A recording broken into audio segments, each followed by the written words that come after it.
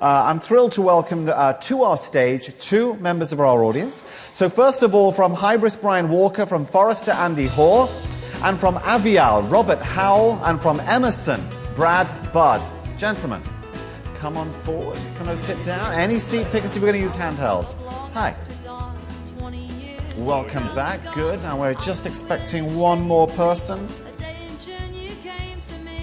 Here we go.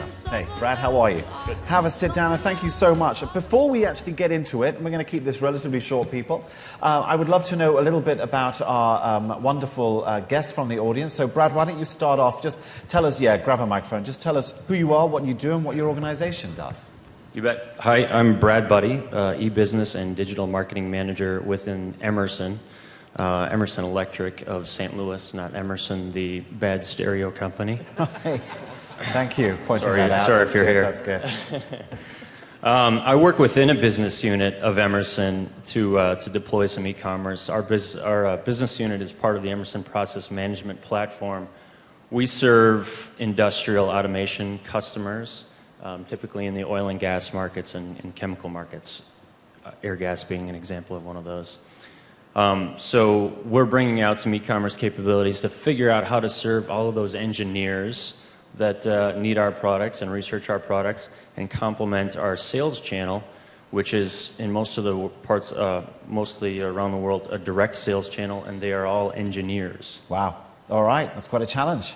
Thank you very much for being with us. We appreciate it, Brad. Okay, over to Robert. Robert Howell, tell us about yourself. Yeah, I want to say first thank you to the sponsors and everybody for putting on a really great event. I think the last few days have been tremendously insightful. Nice. There's been a lot of great perspective from those that have sort of come before us, and it's been a great way to think about our own strategy. So my name is Rob Howell. I lead e-commerce strategy for Avial. We're a multi-billion-dollar subsidiary of the Boeing company, and our business is essentially making sure the right part is there at the right time for your aircraft. We've got over 250 OEMs on contract right now. Many of those relationships are in an exclusive context. We've got over 27,000 customers around the world, and our business, again, is ensuring that we keep planes flying. That's what we do. That's always I think a good everyone thing. here wants to make sure you're successful. Yeah, absolutely, absolutely. Right part, right time. Absolutely right. How's that Dreamliner coming along? It's flying. It's flying. They got is? the battery situation sorted out, but it's a great aircraft. I know, I'm looking forward to it. I think, my first flight on the BA Dreamliner, which is new to them, in about 3 weeks, so I'm excited. Nice. All right, gentlemen, thank you very much. So, some pretty basic questions. I want to start by asking, what resonated with you? We've had a day and a half of content, some good ideas, some very interesting insight, but what really resonated with you? Brad, why don't I start with you, sir? You bet. My key takeaway is that all of this starts with our customers. And in my organization, we typically have said customers are those enterprises to which we sell. In this e-business world, the customers are those users of our digital properties. That's a very different approach for us. That customer-centric approach. Robert, do you agree? Yeah, absolutely. It's got to start with the customer. Right. And I liked the level of humility that a lot of our panelists and folks showed. That was, we often think that we're smarter than our customers, and the reality is, you got to get out there and listen to them, right, and translate that into something that brings value. And a comment was made about the channel being sort of a value add, and that's how it becomes sustainable. Is that it's more than just enabling a transaction. There's actual value being delivered by their interaction with your web presence. So one of there are three kind of takeaways that I had, and maybe some of you guys these will resonate with you as well.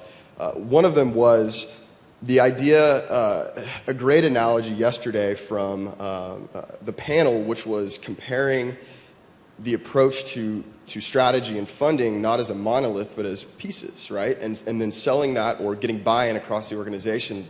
It's an evolution that would make Darwin proud. It's not a one and done shot. This is we're moving to Hybris or whatever the case may be, and that's the end of the story. It's an evolutionary story, and it's not born out of one group. It's an entirely cross-functional type of thing that requires buy-in and insight and input, and And so I really, that resonated a lot with me. I thought that was good insight. Thank you. Andy, you've done a lot of research, obviously, at Forrester. Are you surprised that the customer-centric approach is something that for some organizations is a little bit new? Surprised, no. Disappointed sometimes, yes, because the reality is, I think in B2C organizations, they live and die every day. I worked at Yahoo back in the mid-2000s, and our rival was Google. And we used to always say, Google's out of business the next day if they didn't do anything right. Right. And I don't think that mindset has spilled over into B2B yet. I think there are just too many companies that feel they're insulated from reality. And I think the big takeaway for me is that this is real. B2B e-commerce is real. It's here to stay, and it's happening now. And I can't stress that enough. I think half the time I end up being brought into organizations where the person who's the evangelist in the organization totally believes that, but says, the guy down the hallway, the guy, I see the nods there, yeah, I mean, the guy down the hallway, the guy upstairs, the guy who's making decisions, the guy who owns the budget, he doesn't agree. I need you to help me convince them. Right. And to date, there's been a dearth of data. We're now filling that with data, but I think the window is open, but it won't be open forever. No, and it does, Brian, it does come back once again, doesn't it, to how we sell this important message, if you pass that along, into the organizations. We get it, we understand it. We want to be clear, we want to be consistent, but we still have to sell the message in. Yeah, and I think a key thing around customer centricity as well is, I think, traditionally, the customer was the procurement officer, the procurement person, or the person you were negotiating the contract with, and that was sort of the perceived customer, I think, inside of a lot of B2B organizations. And now it's the end user. It's the person who's out in the field, who's interacting with the product, and they're the ones who, in some ways, are making the purchase decisions, and they have a lot more power, just as they would as a consumer, to buy from the most convenient, most efficient place. And cost may not necessarily be the thing that they care most about any longer. And trying to sort of manage that and sort of regulate that's just not going to work today. It's not how we work anymore. And I think the data really bore that out. I know I was really surprised by the growth of other digital touch points, smartphones and tablets, and how that's pretty compelling. That's pretty interesting. In terms of selling it into the organization, it's going to come down to a variety of techniques. You're going to have to be able to demonstrate and storytell around the customer. Using benchmark data like what Forrester did with this recent study is a good example of using data to do storytelling, using video to do storytelling, showing how products are being used in the field. Pull your management team out into the field, interacting with that end user, that end customer, so they can see how they do things now and that it's dramatically different. And of course there is, in some cases, I hate to say it, a generational issue there as well. You may have senior management team who didn't grow up as a digital native. They may know how to use email, and that might be about it. Now, I don't mean to throw around stereotypes, because that's not necessarily always the case, but quite often it is. And meanwhile, you've got an end user, of course, who grew up as a digital native, and that's just how they think, and that's how they work, and that's how they do things. Of course, there is an ROI element to selling this to management. And so that's where, again, benchmark data, talking about capturing more share of wallet with customers, upsells, cross-sells. Talking to some of our customers, one of the things that's been really interesting is learning how in a traditional Salesforce, person-to-person context, or in a contact center context, you sell your product line into a specific customer. It's very difficult to get them to buy into other verticals. And those are the kinds of things between average order value, share of wallet, cross-sell, upsell, that can drive a compelling ROI business case as well. All right, and it's about understanding what your board needs to hear. What will they react to? Andy, I'm going to come to you and ask you about trends, but just before I do, once again, this is the final chance we have to do this. If you want to throw any questions at anyone on this panel, don't forget you send your question to 22333, and you should know this by now. The code is 590408. Andy, over the next 12 months, before our next game plan meeting, which, by the way, is going to be in Vegas, what are the trends that you think we're going to be seeing? Is it going to be all about mobile and tablet? What else is there? Well, I think mobile and tablet are the emerging ones, but I think what we've seen, I didn't present this slide earlier, I kind of wish I had, is there's a real maturity difference here between B2C and B2B. So I had this chart I used to show, which shows a curve of where companies are in B2B, and the vast majority of them are still early into the process. Right. Only a few that are in the role model stage, like the Grangers of the world and others. And so what we're seeing, it depends on where you sit determines where you stand. And if you're in this early group, then for you, progress is going to be moving to the next group. But if you're a role model like a Granger, for you, it's about launching advanced features on a mobile app. Early companies, it's just getting the site up and running. Absolutely. That so would be it really the win. depends on where you are. And just to piggyback on that a little bit, it's such an exciting time to be in this space. There's an energy, right, a buzz that is shared, amongst this group, and it almost feels like, what I think many of you in the room probably experienced. I was not there at the time, but in the valley, in the bubble, right? As things were really like going crazy. There's so much progress to be made, and so many new and tremendously advanced tools to help us do that.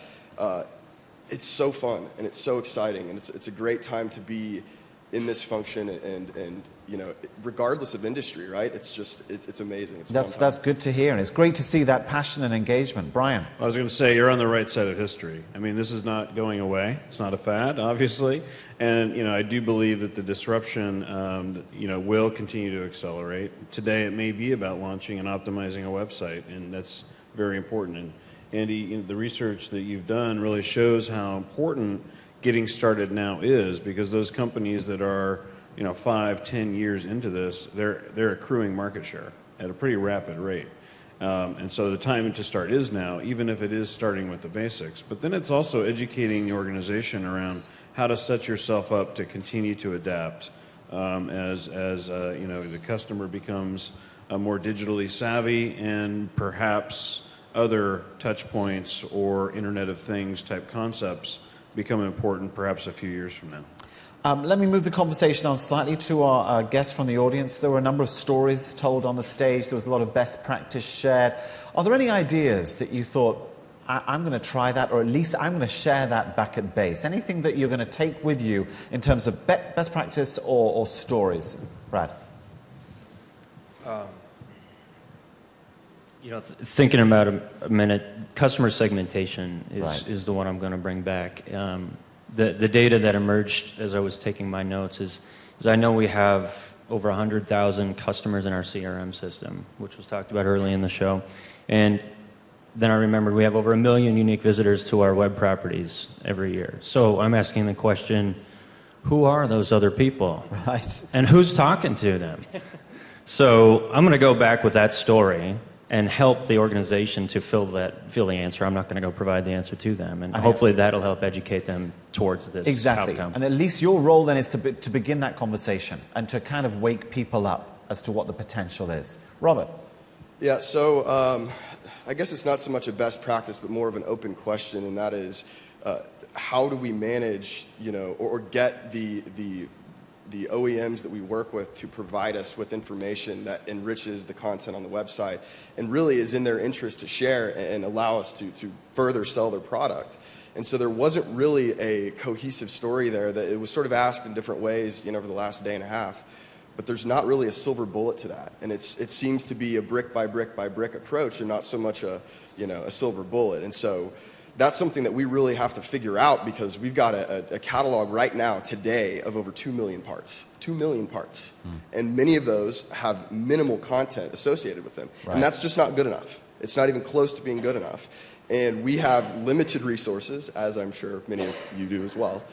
Shockingly so few resources in many cases, that we can't populate a catalog ourselves. And a lot of the material and products that we sell are highly engineered, or they are deeply technical, and there's a level of savvy in varying elements in our company, but not to the extent to which it can be scaled, and you translate a component maintenance manual or an IPC or something for an aircraft. Breaking that down and describing those parts on the website is not so much something we can do. So we've got to come up with a way, and if anybody has perspective, please find me. I'd love to get your perspective. Because you don't want people just, creating, check out this cool valve, it'll stop your plane from crashing. Yeah. You need to have something that speaks to the customer. But okay, so what's the answer? How do you go about finding that content and adding that color? Yeah. Do we even have are you close to an answer? With some of our OEMs, yes, there's a level of sharing. They see the light, but it's a journey. It's totally a journey, and it's partially we're hamstrung a bit in our current environment, and that's why, frankly, one of the reasons I'm here is to learn from you guys, see the progress and things that have been made, and maybe see where you stub your toes a little bit and compare the different options, because we're going to make some changes. It's going to be really exciting. It's just, what are those right choices? And the good news is there's a ton of choice.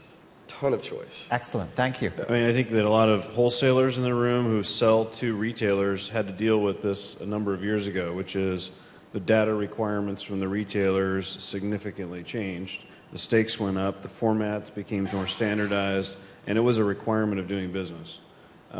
That's going to impact, in a sense, how you work with your suppliers as well. And today they don't have any data themselves or content themselves. They're not really focused on that. And if they are, they're doing it in PageMaker somewhere to do a little brochure. Yep. And getting access and pulling that data out is difficult. So you end up having to rekey it and da da da da da. Yep. That will change, but it's gonna be difficult, and it's not going to happen overnight. Forcing those requirements. And on for us, suppliers. a lot of times it's the data is there. It's just in an engineering database that's 20 years old or whatever.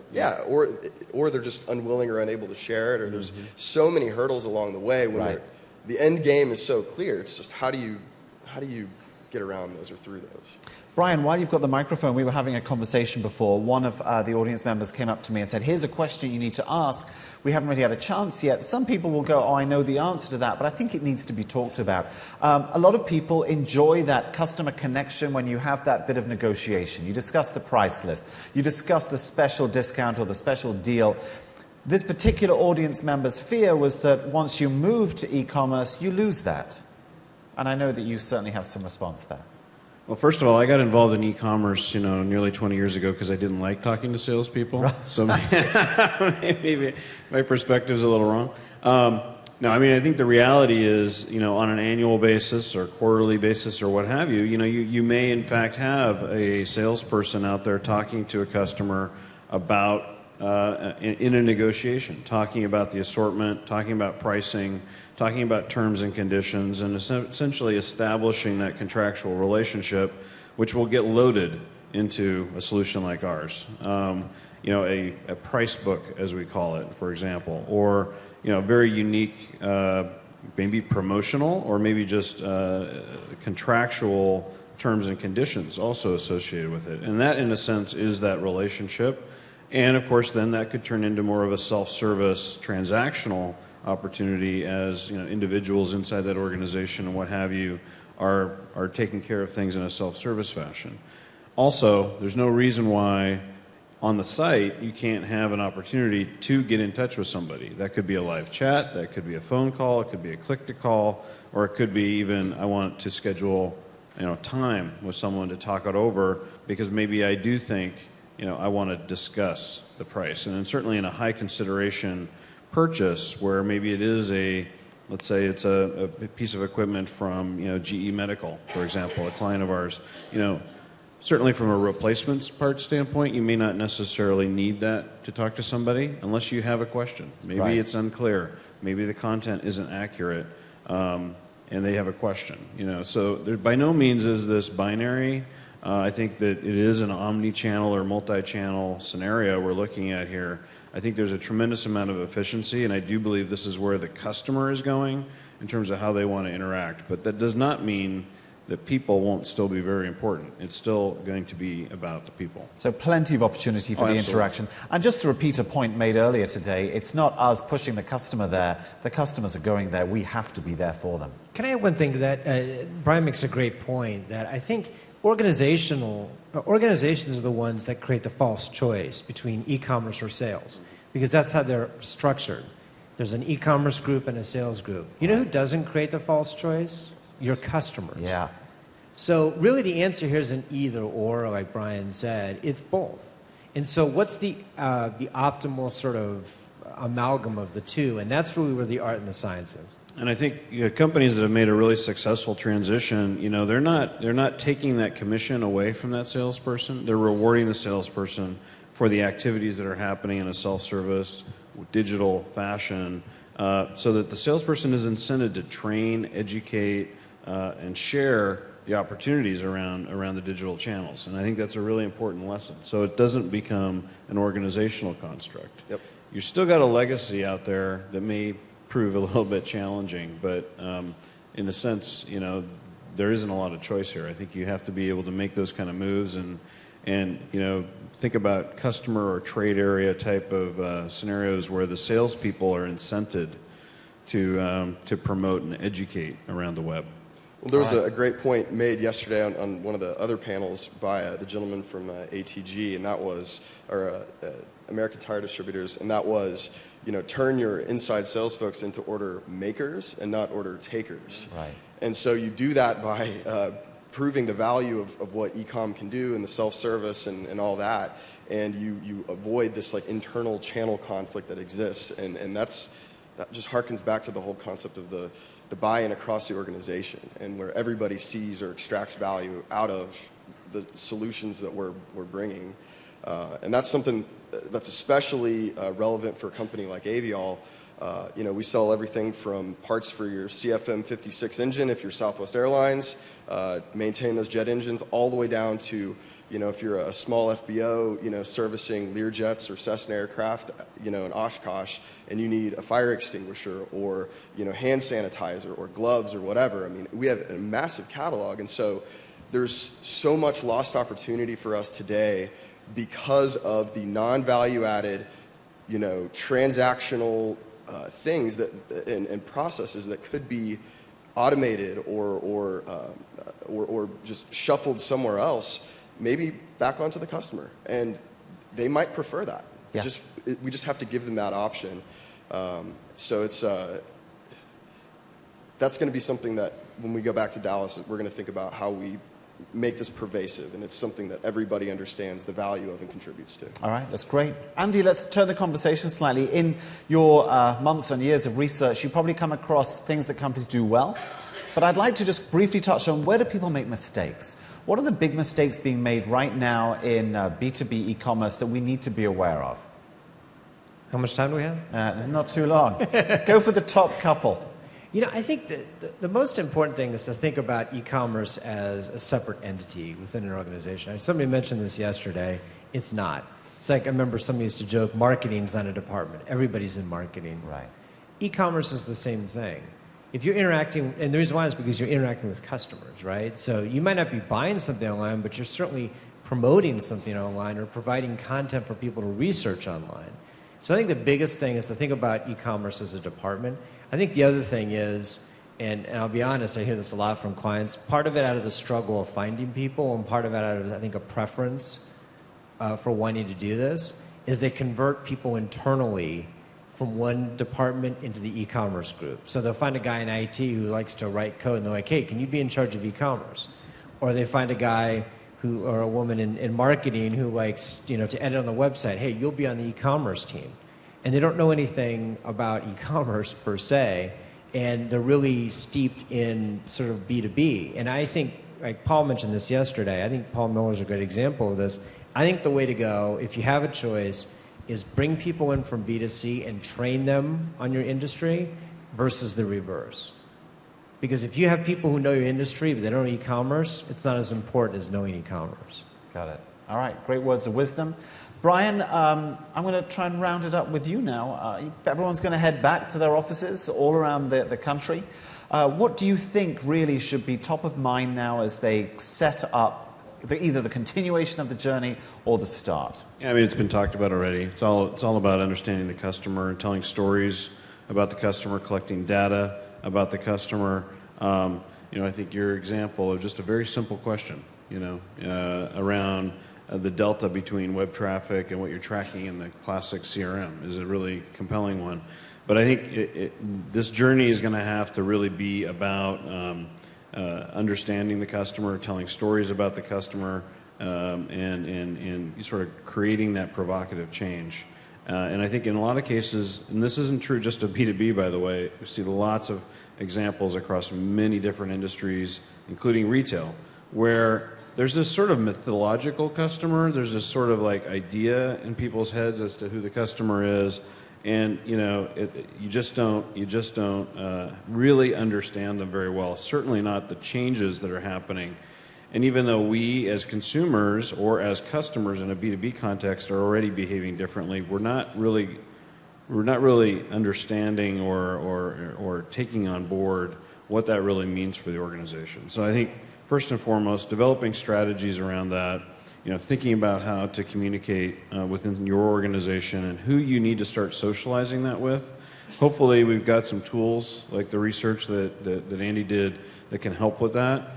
And I'd say, if you need to bounce any questions or ideas off of that, I'd love to talk to you about it because I've had some experience with that in other verticals as well.